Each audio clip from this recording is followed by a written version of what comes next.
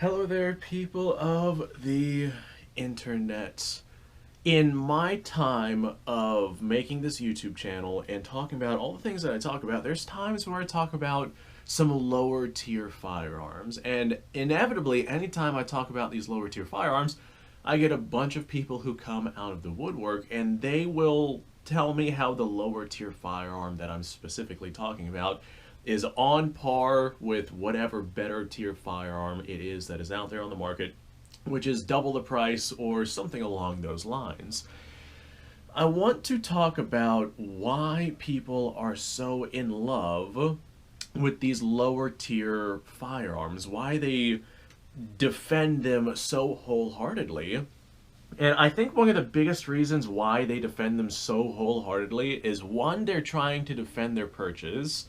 They did not have the amount of money to spend on whatever higher tier firearm it is that they're actually wanting. And I use that term loosely. They may not actually want that higher tier firearm, but they want the performance of that higher tier firearm. Like, for example, actually, this is a good example.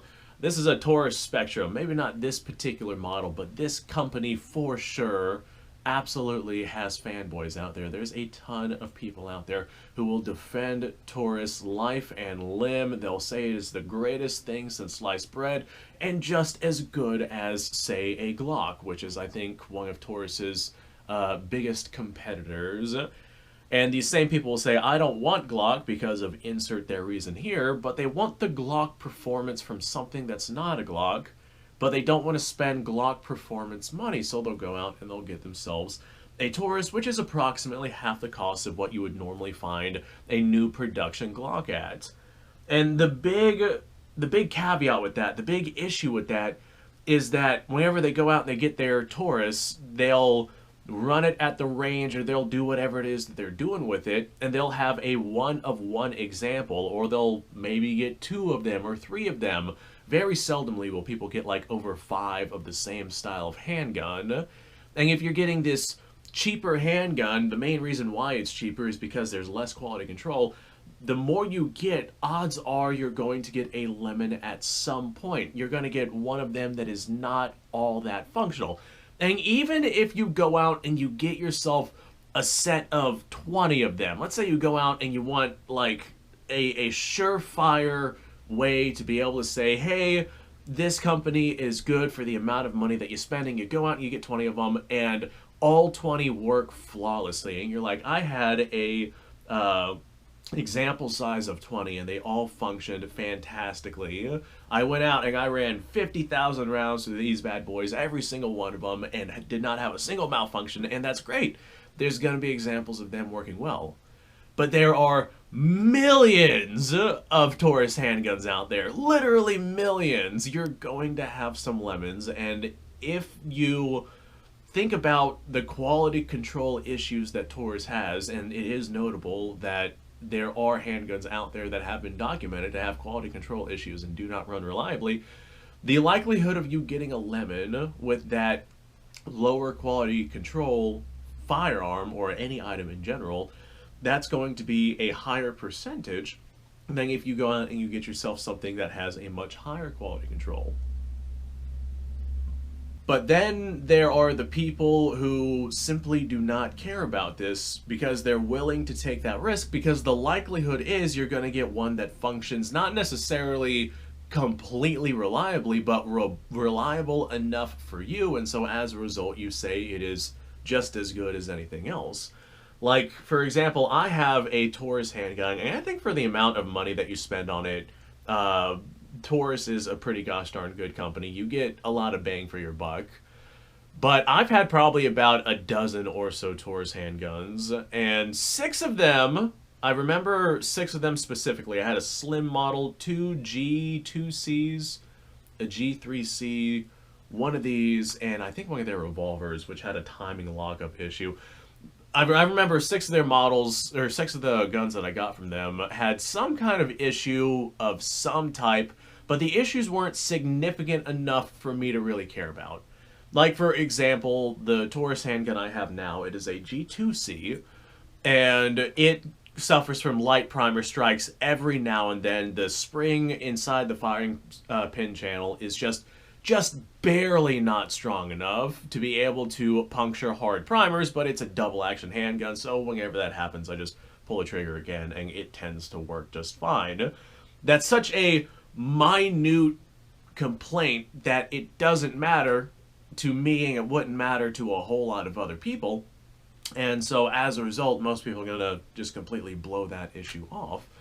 So we have the defensive purposes, the lack of caring about quality control, because odds are you're going to get a good one anyway, but the odds of you not getting a good one are still higher than if you spent more money on something built a little bit better with better quality control. And the issues that you're probably going to get with whatever handgun it is that you buy, or whatever rifle it is that you buy, or whatever everything it is that you buy, the odds of that issue that you're having being significant enough for you to care about is pretty gosh darn low. At least for the average person. Like, if it can make it through, I don't know, 10 magazines and only have one malfunction, most of the time, most people are going to be okay with something like that. But you wouldn't get that sort of performance from something that is better. So I think those are probably going to be the big ones, but then there's also times where, like, what you're getting is actually pretty gosh darn good for the price point. This, although it is disgustingly pink, this is a Maverick 88.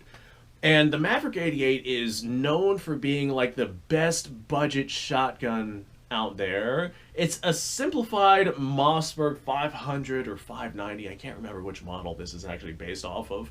But the simplifications of the shotgun allow it to be sold and made and produced very, very cheaply. And the simple nature of how this shotgun is designed means that quality control on it doesn't really matter all that much, just because everything on this is so rudimentary. It doesn't take a whole lot of effort or a whole lot of skill to produce something of this design.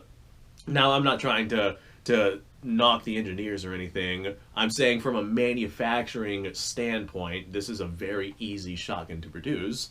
And so as a result, it can be made for very inexpensive costs, but still perform exceptionally well.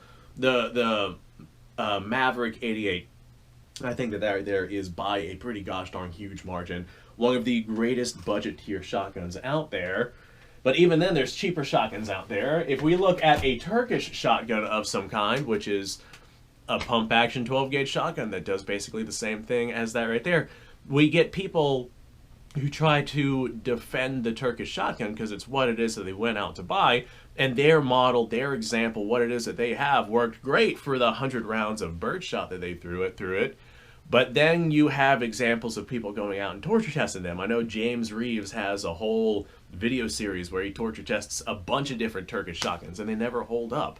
Now, granted, what he's doing is unrealistic for modern, realistic, practical purposes, but the Maverick 88 made it through those tests just fine. So although what it is that you're getting might be a lower tier and it is good enough for you, the people who wholeheartedly talk about how it's good enough to perform as good as something else that is a little bit better of a design or a little bit better material, a little better quality control, etc., etc., it's not going to be able to compete with something that is simply better. If you have a less quality object going up against a higher quality object, then of course the higher quality object for the testing is going to do better. The issue is the testing that people are putting these lower quality objects through is lightweight enough to where the lower quality objects can still make it through that without much issue.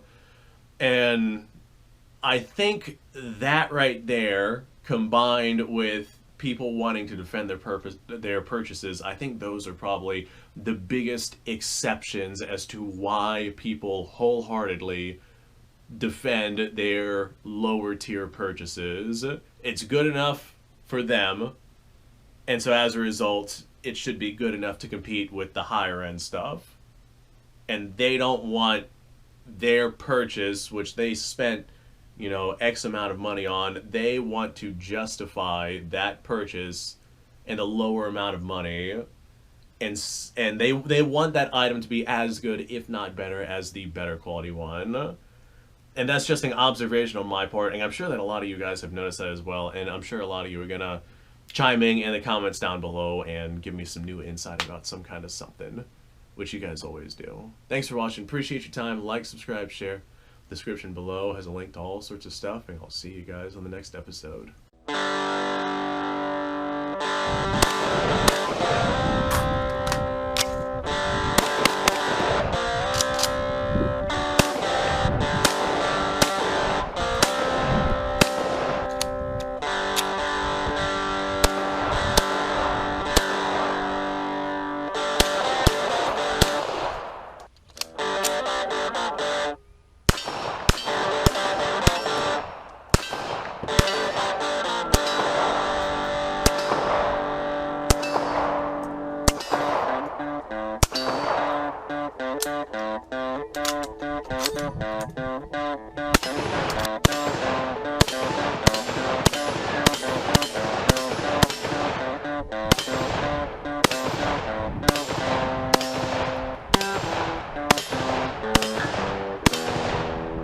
Been a little while since I've done this.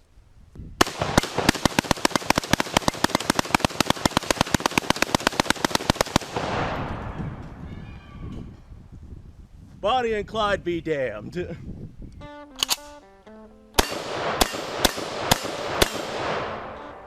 poor man's Garen.